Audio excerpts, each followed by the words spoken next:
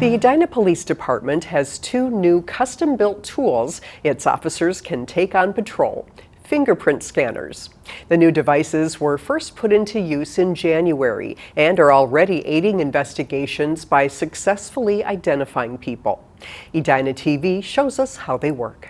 With well over a decade of law enforcement experience, Officer Mike Sussman knows the importance of making sure people are who they say they are. We'll take fingerprints for criminal investigations, civil investigations, people that need to be fingerprinted for employment opportunities.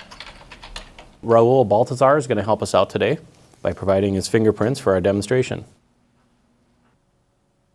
The fingerprints appear on screen in real time and are sent to the Minnesota Bureau of Criminal Apprehension for both identification and documentation.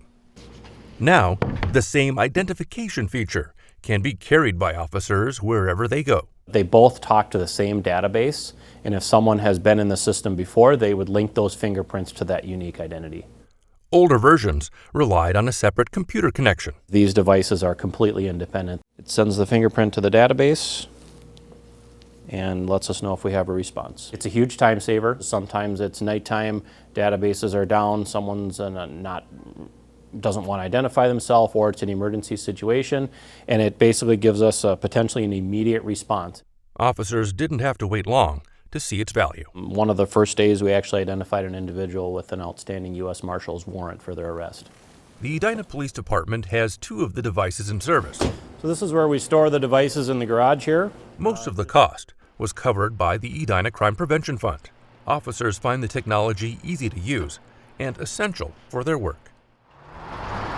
Tools now on the road, helping officers investigating crimes or in an emergency situation. I'm Dan Carpenter for Edina TV. Residents can sign up for the annual Police Citizens Academy to learn more about the inner workings of the police department, including use of the portable fingerprint scanners. The next 12-week program begins in September.